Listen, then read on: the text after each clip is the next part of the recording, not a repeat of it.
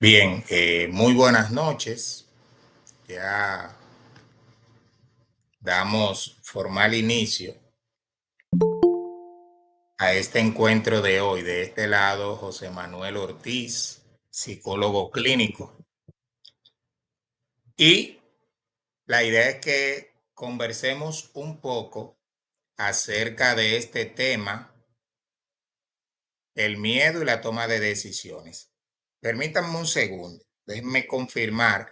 Quiero saber si aquí hay personas que fueron invitadas por nuestra colega y amiga Odalis Cedeño.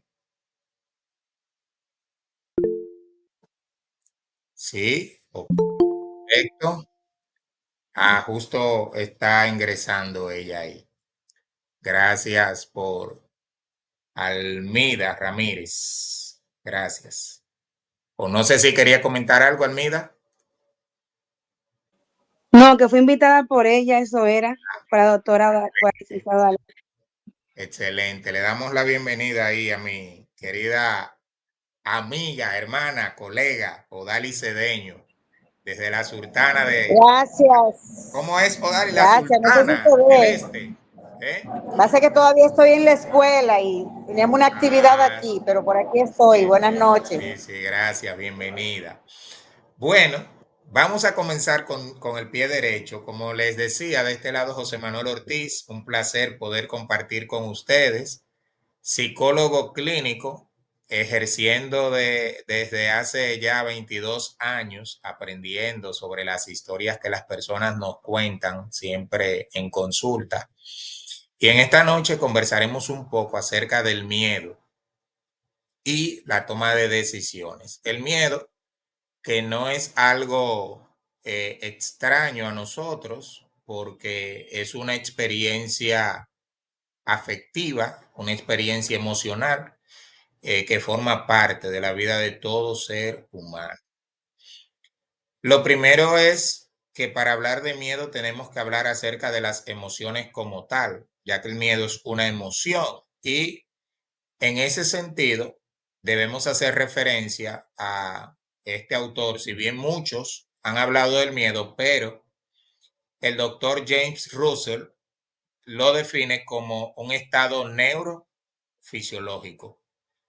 Y esta definición, que es muy actual en relación a las definiciones de antaño que uno encontraba en los libros de psicología general, eh, destaca aquí el papel del cerebro en la experiencia emocional al definirla como un estado neurofisiológico. O sea, cuando una persona experimenta una emoción, no importa la que sea, realmente son procesos de carácter neurológico que activan o son activados a la vez por procesos fisiológicos.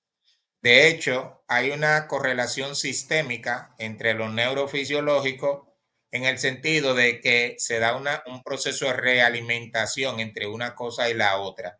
La parte neurológica va a activar la parte fisiológica y de manera inversa será también reactivada por la parte fisiológica. En la definición más antigua que existe acerca de las emociones, se plantea que las emociones tienen tres elementos. Se habla de un elemento cognitivo, un elemento fisiológico y un elemento conductual. O sea, a una emoción se asocian una serie de pensamientos, de ideas, y esos pensamientos e ideas están asociados a unas experiencias viscerales, ¿sí? Porque las emociones se experimentan o activan las vísceras, los órganos blandos, y esa experiencia fisiológica en conjunto con la cognición se supone, y es lo que se dice, que activan la manera de las personas comportarse cuando están experimentando una emoción. Si habláramos del miedo, si vamos por una calle y una emoción que en nuestros tiempos es hasta cierto punto común a mucha gente, que escuchan un motor acercarse y si es una mujer está agarrando la cartera. y si es un hombre y no es muy habilidoso como para poder defenderse por la fuerza, está buscando la manera, está alerta porque siente que hay un peligro, tan solo porque escuchamos un motor. Aún no hayamos sido víctimas de un asalto, pero ya por las experiencias que hemos escuchado, que hemos conocido de otras personas, entonces nos ponemos alerta. Lo mismo que si usted va por una acera y de repente le sale un perro ladrando, usted se espanta y cuando usted viene a ver es un perrito que usted dice, pero eso es, sobre todo los chihuahuas que son bien bravos.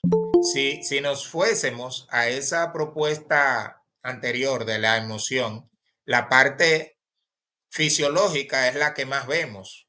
Sabemos que el corazón se nos altera, comienza a latir muy aprisa, sentimos que los músculos se nos ponen tensos y sentimos otra serie de cambios y algunos de ellos ni siquiera somos conscientes. La parte cognitiva no somos tan conscientes de todos los pensamientos que pasan, las interpretaciones que hacemos, pero si vemos la conducta y decimos yo hice tal cosa. O sea, cuando yo me sentí así, yo hice tal cosa, pero no somos tan conscientes realmente de la parte cognitiva. Ahora, este autor, Russell, él dice que ese estado neurofisiológico, cuando se experimenta como un sentimiento, cuando lo sentimos en nuestro cuerpo, entonces puede verse dividido para fines de análisis en dos dimensiones.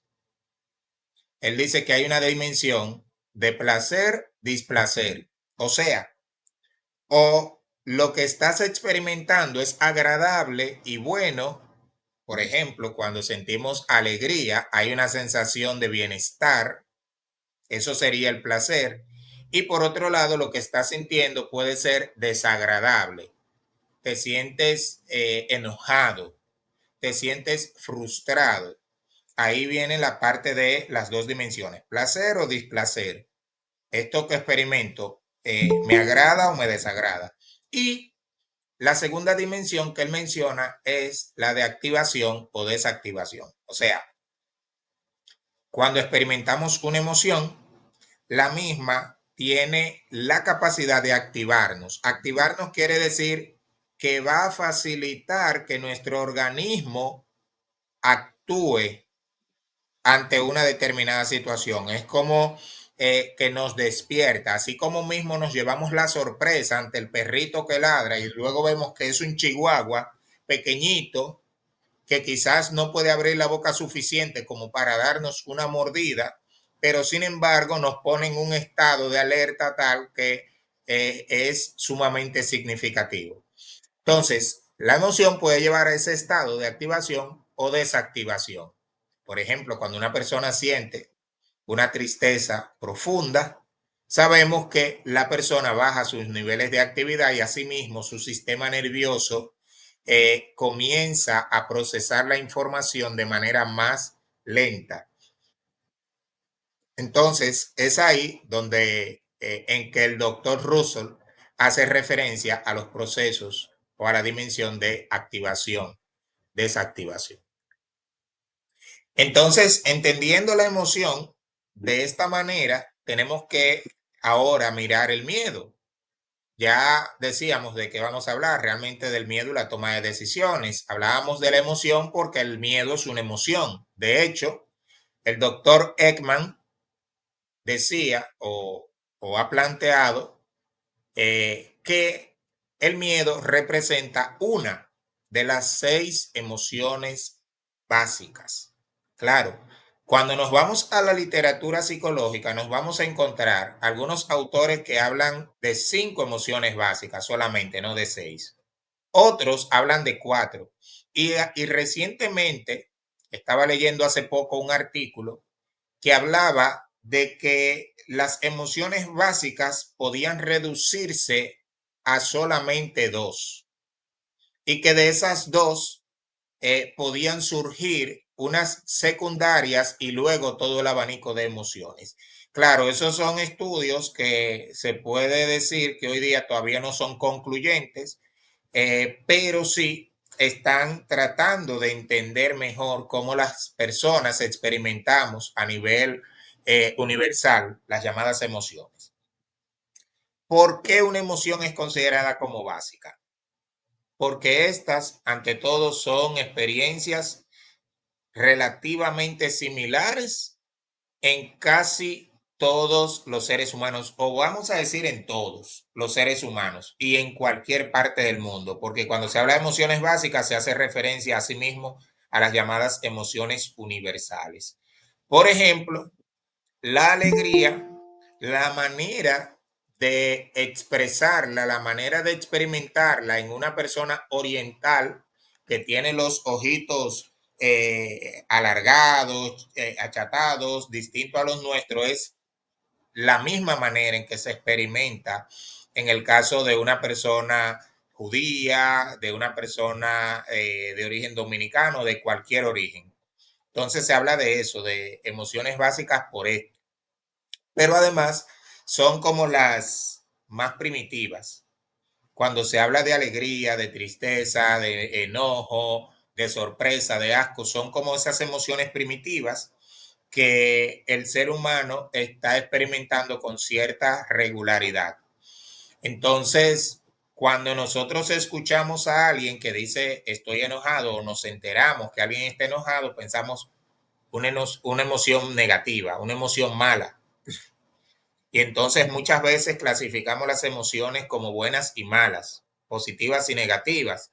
Sin embargo, tenemos que preguntarnos qué papel juega una determinada emoción en la vida de la persona que le está experimentando en ese momento.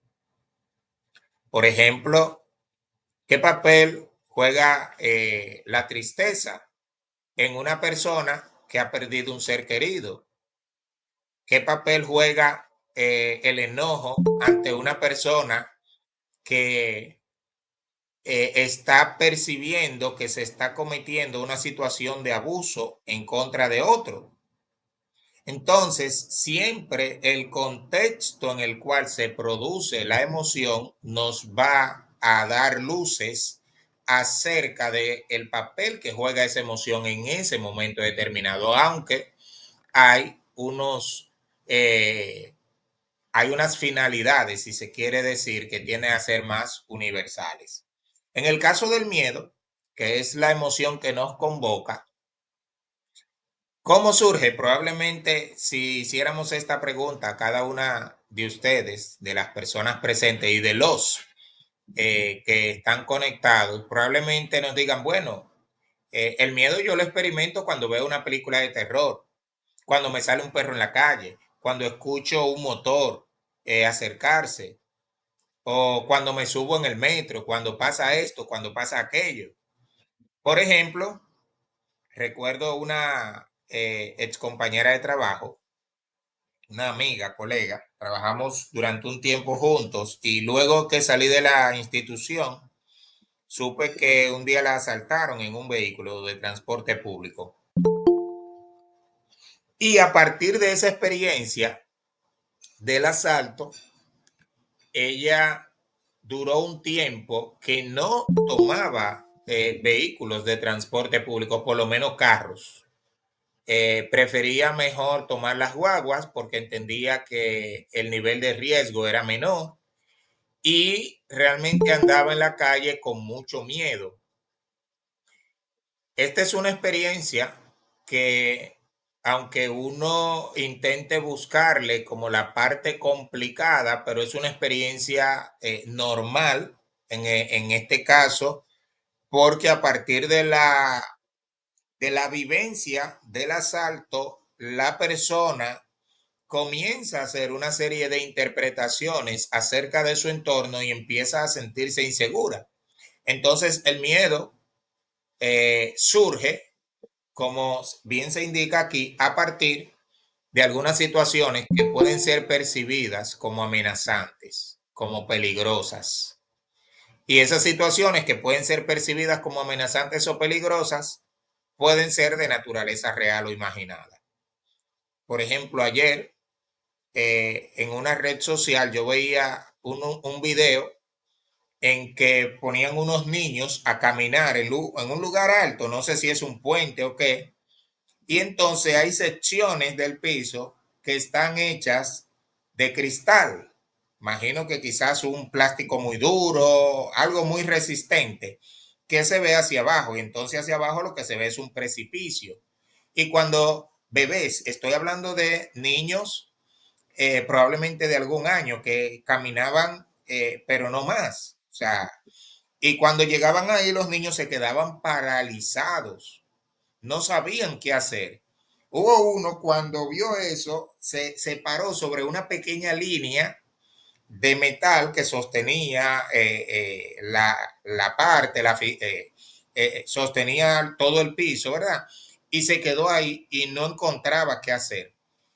A mí me pareció un, un escenario tristemente penoso porque exponer a un niño a una experiencia como esa, que para el adulto puede ser gracioso, pero sin tener una adecuada comprensión del significado que puede tener eso para esa criatura a lo largo de toda su vida, porque es que la persona percibe un peligro. Y miren la parte más importante aquí, esa sensación de peligro puede ser real o puede ser imaginada. O sea, experimentamos miedo ante situaciones reales, pero también experimentamos miedo ante situaciones que no son reales, situaciones imaginadas. Usted ve una película de terror y usted siente miedo, pero usted sabe que eso es una producción de ciencia ficción. Por ejemplo, ¿quién no tuvo pesadillas luego de ver Freddy Krueger? Hay gente que eso le encanta y quizás no tendrían ningún tipo de dificultad, pero a otros sí les genera pesadillas. O viendo a Jason, Viernes 13, o cualquiera de esas películas que generan cierto suspenso, ¿verdad? Y usted sabe que eso es ciencia ficción. Esa es la televisión, ese es el cine, pero genera miedo. Entonces, las situaciones de naturaleza real o de naturaleza imaginada generan emociones. De hecho, eh, hoy es miércoles. Ayer, justamente, luego de tener una consulta en el hospital en que trabajo, unas estudiantes de psiquiatría se acercaron a hacer algunas preguntas y respondiendo a sus preguntas, una de ellas entonces añadía, ¿y qué usted hace para corroborar si lo que el paciente le está diciendo es cierto o es falso? Y entonces, en mi manera de ver las cosas, de acuerdo a las lecturas que he tenido, yo le indicaba, es que si la persona me dice algo, es cierto. Si la persona me dice algo que no ocurrió, pero en su cabeza sí ocurrió, es cierto, porque es que independientemente de que haya ocurrido o no, eso está afectando la manera en que esa persona se comporta. Asimismo pasa con las emociones. Cuando tenemos temor a que algo pase, ese temor nos limita, aunque las probabilidades de que eso pase sean escasas. Un adolescente, o un adolescente no, los adolescentes son bien atrevidos. Una persona adulta que a lo largo de toda su vida ha sido tímido y quizás no ha tenido el atrevimiento de declararle su interés a una mujer, por ejemplo. Imagínense a alguien de 25 años que todavía está preso en esa situación.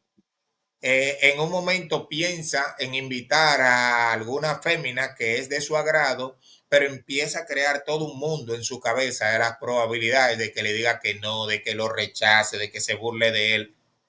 Todo eso son probabilidades, pero probablemente son probabilidades más imaginadas que reales, porque la persona imagina cosas que no tienen ningún asidero en la realidad. No tienen una base concreta sobre la cual apoyar su idea. Lo mismo pasa con personas que van a buscar un empleo y no sienten certeza de poder ser contratados porque piensan que quizás no se van a expresar bien, que no están muy preparados, piensan tantas cosas. Por ejemplo, algo con lo que he sido consultado en más de una ocasión, personas que me dicen, mira, se me presentó tal oportunidad de trabajo, sin embargo, no sé, me sentí que quizás no lo iba a hacer bien y no me atreví. Y dije que no, si fue un ofrecimiento. Pero ¿por qué?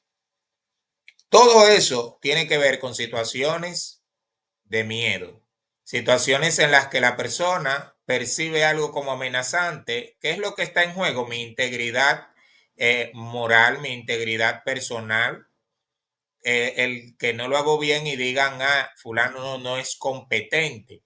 Y esas situaciones amenazantes pueden ser reales o pueden ser imaginadas. Y la mente humana, miren, es capaz de imaginar muchas cosas, muchas. El miedo es una emoción básica, ya lo decíamos. Al ser una emoción básica no es ni buena ni mala, sino que tiene unas funciones, las cuales vamos a ver. Sin embargo, las vamos a ver ahora. Cuando una persona experimenta miedo de manera muy seguida, de manera muy prolongada, entonces pudiéramos pensar que el miedo como emoción en esa persona se está cronificando, se está volviendo crónico. Si el miedo se experimenta de manera regular y con una duración extensa o con una amplia, una fuerte intensidad, este podría convertirse en ansiedad, podría convertirse en inseguridad, podría convertirse en incertidumbre. Cuando una persona está ansiosa, realmente todo su sistema funciona de manera alterada. Y hablar de un sistema alterado es que ese sistema no va a poder descansar adecuadamente. Las personas que están ansiosas suelen presentar dificultades para concentrarse, suelen ser menos asertivas a la hora de tomar decisiones, suelen ser menos asertivas en las acciones que llevan a cabo, a veces tienen dificultades para dormir. Y digo a veces, pero realmente es con una frecuencia sumamente elevada. Y la ansiedad, algunos la describen de una manera simple como un intento del ser humano por controlar el futuro, porque la ansiedad lo que hace es que procura enfocarse en el momento que aún no ha llegado. Ay, perdone.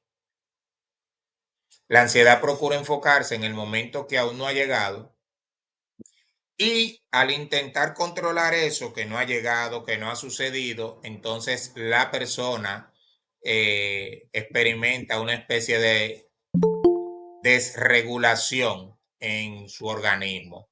Recuerden que hablábamos de una manifestación neurofisiológica. Entonces, hay un componente de cambios a nivel del funcionamiento neurológico y hay cambios a nivel fisiológico, o sea que hay un conjunto de hormonas que se activarán, otras que reducirán su funcionamiento y así sucesivamente. Entonces, aquí. ¿Qué papel juegan las emociones? Y en ese sentido hablemos del papel también que juega el miedo de manera particular. Primero, todas las emociones se puede decir que tienen dos funciones principales, una función adaptativa y una función social. La función adaptativa básicamente busca que las personas se adapten al medio y al contexto, se ha planteado que el cambio es lo único permanente en la existencia del universo. Entonces, cuando nos vemos ante un cambio de contexto, necesitamos adaptarnos. Vamos por la acera, salió el perro y nos ladró, entonces el miedo nos prepara. ¿Para qué? Huida o ataque. Algunas personas cuando se encuentran con un asaltante, personas que quizás tienen una contextura física aparentemente débil, en ese contexto son capaces de atacar al asaltante y realizan hazañas que luego ellas mismas no saben explicar cómo sucedió. Entonces el miedo tiene esa función. Nos permite dar respuestas que bajo otras condiciones no daríamos. Prepara a nuestro organismo para una respuesta rápida, para una respuesta que requiere un consumo mayor de energía y esa parte hay que resaltarla. Cuando experimentamos una emoción, sobre todo emociones como el miedo, el consumo de energía del cuerpo es mayor, o sea que nos vamos a agotar más rápido. Es por esto que las personas que sienten esta emoción con tanta frecuencia entonces terminan desgastándose.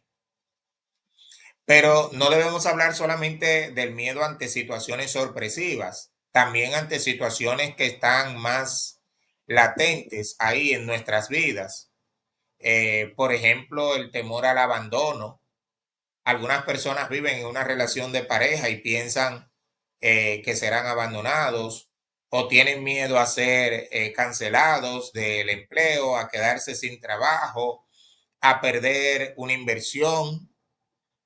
La gente tiene miedo a muchas cosas, pero ese miedo lo que hace es que muchas veces le consume la energía que las personas pueden invertir en otras cosas.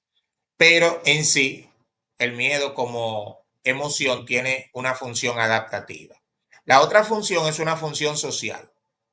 En este sentido, las emociones, en sentido general, nos sirven para expresar lo que sentimos ante una determinada situación. O sea, cuando participamos de una determinada interacción social, esa interacción nos produce emociones. Por ejemplo, cuando estamos ante un festejo, es muy probable que nos sintamos alegres. Entonces expresamos lo que sentimos en ese momento. Eso nos conecta con los demás. Pero cuando una persona atraviesa por un proceso de pérdida y la persona está triste, muchas veces nos entristecemos también, y esto no es algo necesariamente voluntario o consciente o intencional, y es una forma de reflejo social, es una forma de ser empáticos con esa otra persona. O sea que no ocurre nada malo en un terapeuta, por ejemplo, que ante la evidente tristeza de su paciente, el terapeuta experimente cierta congoja por lo que está expresando su paciente. O sea, la expresión emocional es una forma de identificación y una forma de empatizar con los demás. En el caso del miedo, uno diría, ven acá, y entonces en este caso, ¿cómo pudiéramos hablar de la función social? La función principal del miedo es la protección del ser vivo. Cuando una persona percibe miedo, recuerden que el miedo aparece ante una situación de peligro, de percepción de peligro, ya sea un peligro real o un peligro imaginado. Hay personas que, algunas personas no pueden subir a un puente peatonal porque tienen un temor a las alturas.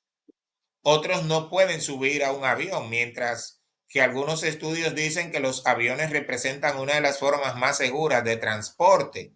Sin embargo, algunas personas tienen terror a subirse a un avión. Entonces, eh, ¿cuál es la función? Protegernos, básicamente.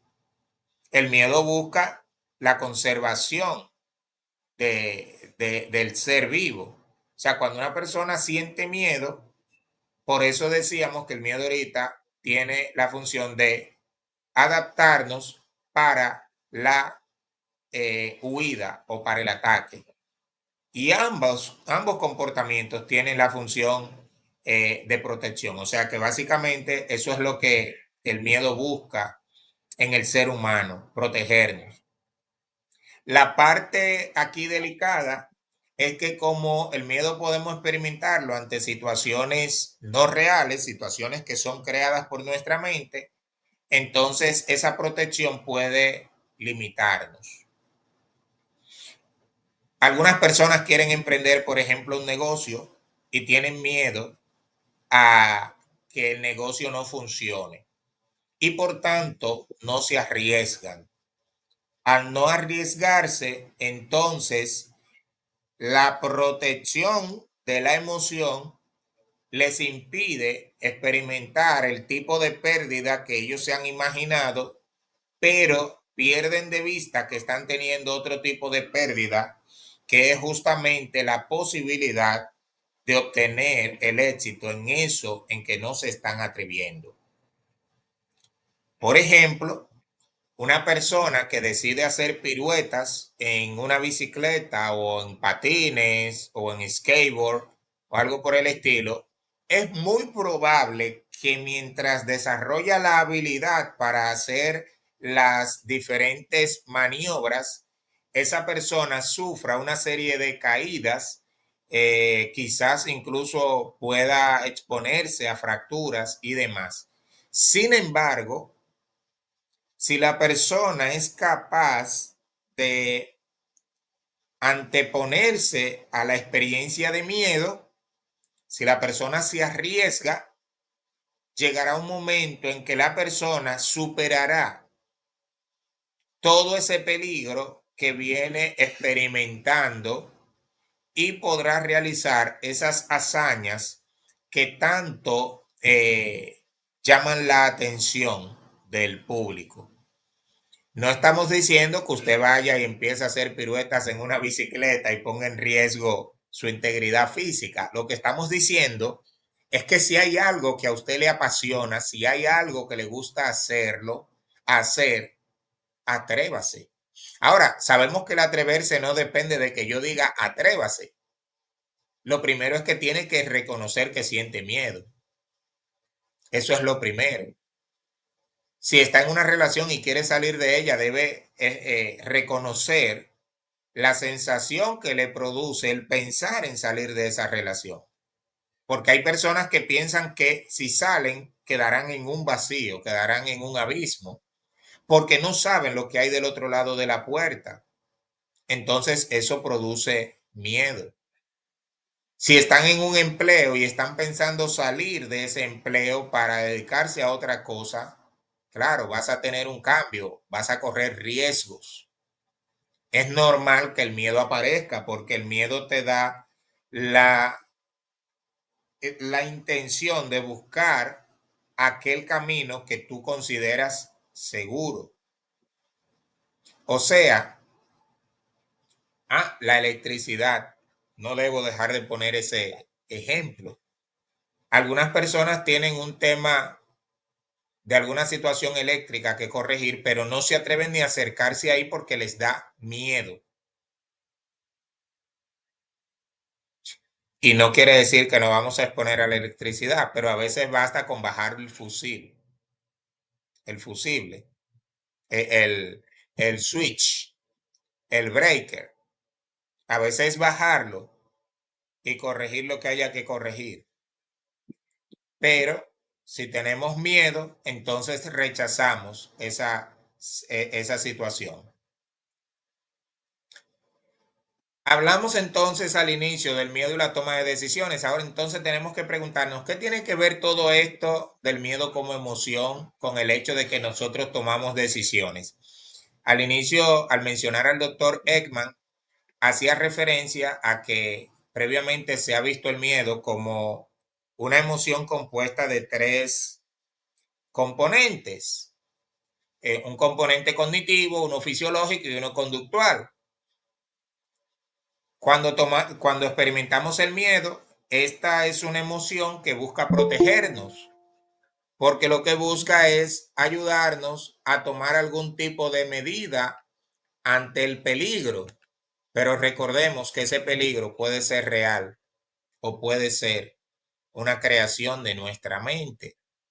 Si es así, entonces el miedo va a afectar la manera en que nosotros decidimos. Porque si usted está pensando hacer algo pero tiene miedo, probablemente retrasará esa decisión. Aunque yo no sé, les confieso esto, no sé al día de hoy si realmente podemos los seres humanos retrasar una decisión. Porque alguien decía en una ocasión, imagine que usted está casada y está pensando en separarse de su pareja. Cada día que usted retrasa esa decisión, está decidiendo permanecer al lado de su pareja. O sea, cuando usted cree que no está decidiendo, lo que realmente está haciendo es que está decidiendo lo contrario de eso que está considerando decidir.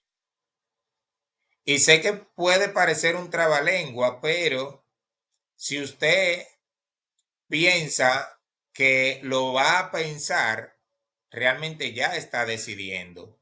Mientras lo está pensando, está decidiendo. Solo que está decidiendo lo opuesto de lo que dice que quiere hacer. Y probablemente esté decidiendo a partir del miedo, a partir de ese instinto primario de protección, que si bien es bueno en cierta medida, también nos limita. Y nos limita porque no nos permite descubrir todo el potencial que como seres humanos tenemos. Como terapeuta, acuñé la idea de que es imposible lanzar medio cuerpo desde el avión y dejar medio cuerpo arriba. O sea, una vez que te subes al avión para saltar en paracaídas, o saltas o no saltas. No puedes lanzar medio cuerpo a ver qué pasa, a ver si el paracaídas va a funcionar.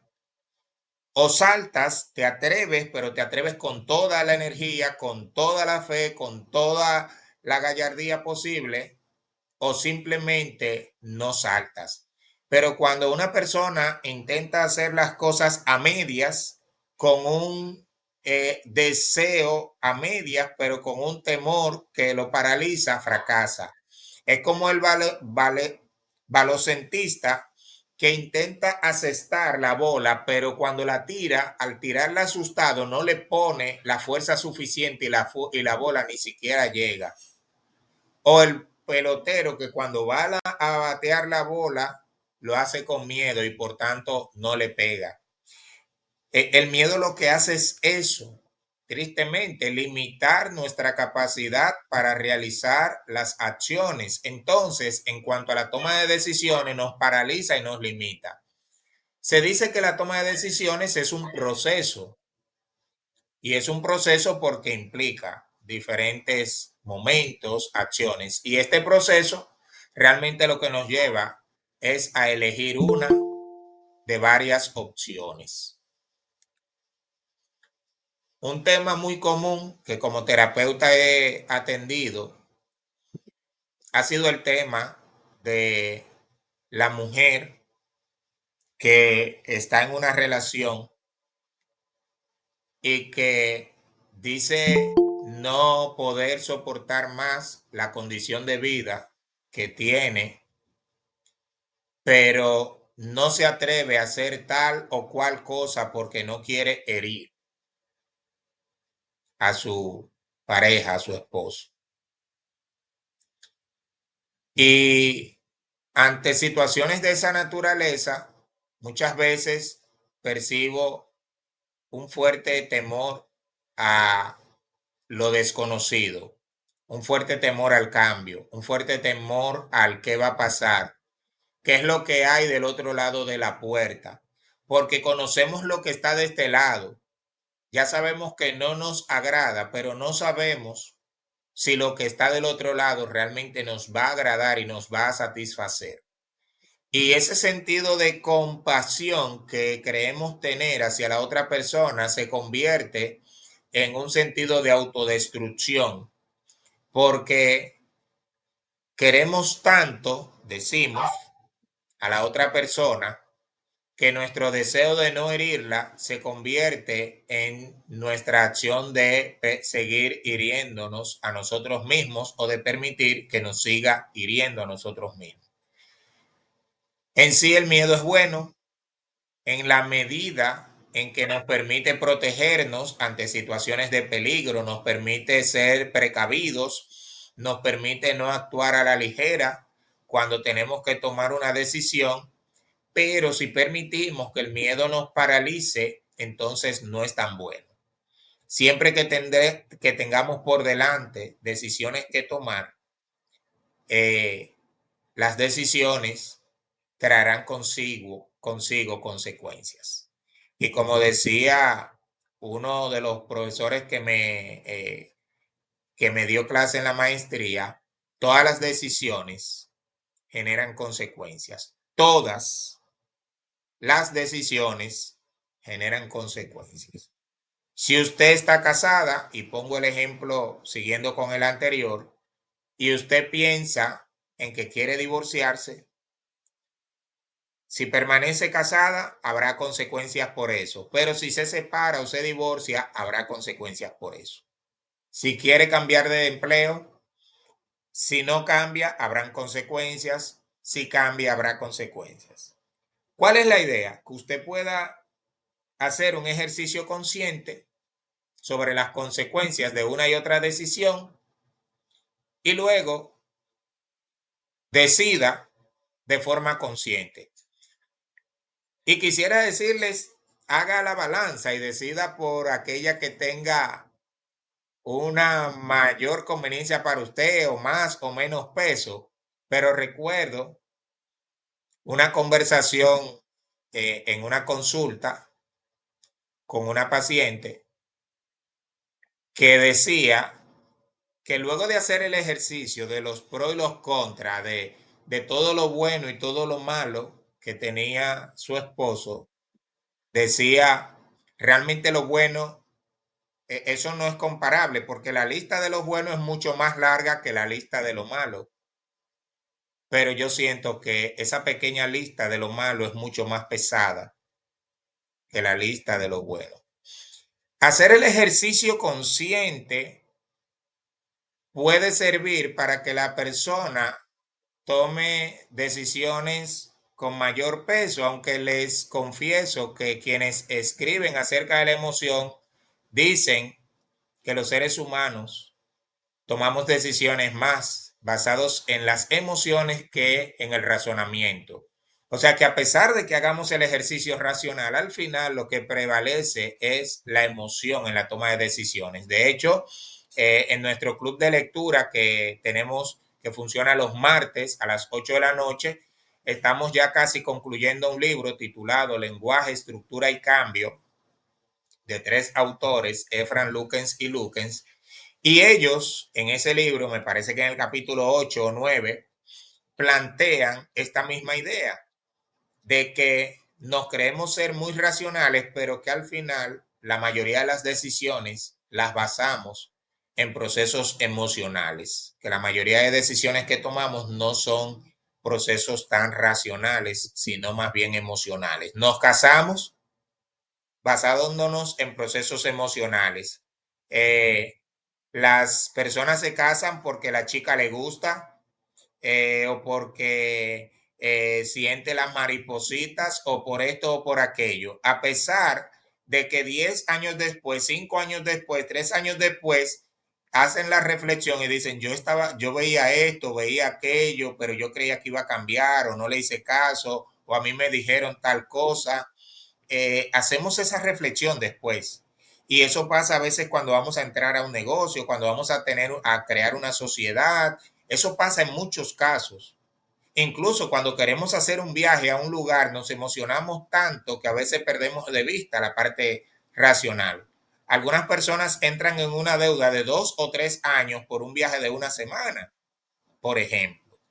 Entonces, el miedo, como emoción de protección, si no nos impide crecer, si no nos impide continuar con nuestro proceso de vida, podríamos verlo como una emoción favorable, positiva, pero si nos lleva a dejar de crecer, podríamos verlo como una emoción desfavorable. O sea que lo favorable o desfavorable vendrá a partir de lo que nosotros vivenciamos con esa emoción, de lo que nosotros hacemos o dejamos de hacer.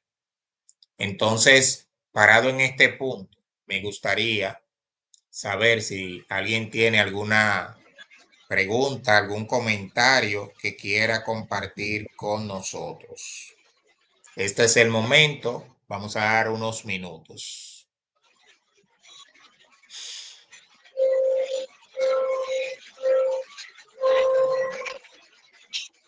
Ana Mendoza. Sí, Odalis. Ana abrió el micrófono, aunque no se entendió. Dele, colega. Ok. Bien, darle de nuevo las buenas noches a cada una de las personas que están conectadas. No sé si tienes personas allá en la oficina. Eh, Ay, Agradecer veo por ahí a Alminda y a algunas personas más que son invitadas de este lado por el club. Espero excelente. que esto sea de bien y excelente exposición, José. Yo creo mucho en esto. Mientras tú hablabas, yo hacía una reflexión sobre mí en el momento en que estoy ahora mismo con el tema de la empresa en que la cual me he embarcado, ¿no? Y que ya tú y yo hemos hablado sobre eso y algunas personas quizás conozcan. Le decía a mi colega y socia, yo le decía, la verdad que nosotras somos atrevidas. Somos atrevidas. Digo, yo, ¿tú sabes lo que es? Di que empresaria, nosotras metidas, y nos metimos en esto y le estamos dando de a duro y estamos saliendo adelante y nos está yendo bien. Y eso no significa que el miedo no resurge, porque muchas veces tú crees que lo has vencido y de repente hay un nuevo reto y vuelve y te dice, ah, pero con eso tú no vas a poder. Y entonces ahí uno vuelve otra vez como que se asusta, ¿no? Pero lo bueno del miedo es poder reconocer que se tiene Así y es. que simplemente es una alerta que te obliga y te exige a dar lo mejor de ti para poder hacer aquello que tú quieres hacer. Yo creo que debemos trabajarlo y no permitir que el miedo nos detenga. De verdad que sí, muy bueno realmente todo lo que has hablado aquí. Te felicito. Gracias, Odalis. Gracias. También muy buen aporte. Rey Shirley. Hola, sí, buenas noches. Buenas noches. Bueno, yo quiero hacer un pequeño comentario sobre el miedo, también como estaba hablando la compañera hace un momento, del miedo para impulsarnos a hacer algo. Y yo entiendo que el miedo, así como cualquier otra emoción, puede ser utilizado como un combustible para salir adelante.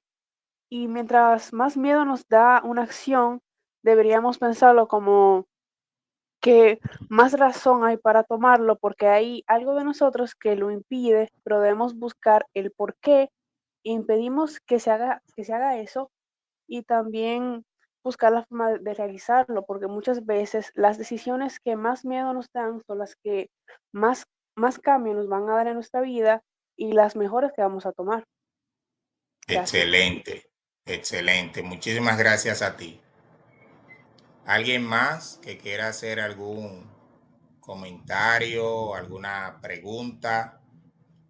Eh, en el año 2015, yo inicié por segunda vez un proyecto que en ese momento tenía por nombre Consultores Profesionales de la Conducta Humana y que hoy día es CEAPSI, Centro de Aprendizaje y Cambio. Y lo comencé a pesar de que en el 2014 lo había intentado y no había sido exitoso. Había tenido una pérdida superior a los 60,000 pesos. Y en el contexto de una persona que no le sobran los recursos, sino que los va reuniendo poco a poco, eso realmente representa un reto.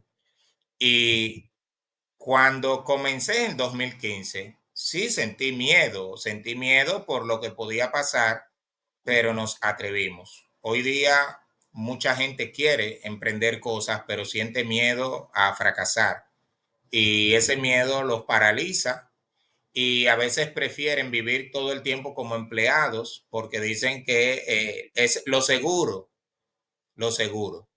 Pero hay uno de los videitos de Luisín Mejía que está en las redes en que él dice el rico, no sé si se refiere al rico, rico, al empresario como tal, simplemente, él dice, el día que tú te quieras ir, vete, porque el día que él te vaya a votar, te va a votar.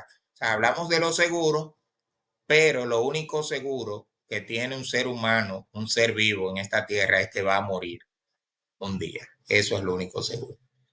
Entonces, si alguien tiene otra pregunta o comentario, este es el momento. Si no, estaremos ya despidiéndonos, dándoles las gracias por acompañarnos. Les comento ya a modo de cierre, nosotros en el CEAPSI, Centro de Aprendizaje y Cambio, impartimos un diplomado de psicoterapia sistémica en modalidad virtual asincrónica y en el marco de ese diplomado asincrónico, o sea, cada uno a su ritmo, realizamos algunos encuentros en vivo que sirven como reforzamiento a algunos de los módulos. El miércoles próximo estaremos realizando un encuentro de esta naturaleza en el cual hablaremos acerca de la aplicación del modelo sistémico a la psicoterapia. ¿En qué consiste esto del modelo sistémico? ¿Cómo lo aplicamos? Porque estudiamos el modelo sistémico, pero realmente pensamos de forma sistémica cómo diferenciamos cuando tenemos un caso delante, cómo diferenciamos si estamos pensando de forma sistémica o de forma analógica o convencional. Entonces, este encuentro lo vamos a realizar abierto para toda persona que quiera entrar y participar. Entonces, tienen ahí el conocimiento por si quieren acompañarnos el miércoles próximo a las 8 de la noche. Igual será un encuentro así vía Google Meet. Así que tienen ahí la información. Pasen muy buenas noches y gracias por acompañarnos, Odalis. Un placer haber trabajado de En manera nombre de conjunta. nuestro club de Damas La Sultana, también agradecemos que tú nos hayas permitido participar de esta actividad. Bien, De verdad que muy buena. Gracias. gracias. Bien. Almida levantó la mano y dos personas. No, Almida. no estaba aplaudiendo, era. Muchas Ah, ok. gracias, muy Gracias a bueno usted. todo. Bien. Bueno, pasen buenas Muchas noches. gracias, maestro. Bye bye. Catherine, cuente.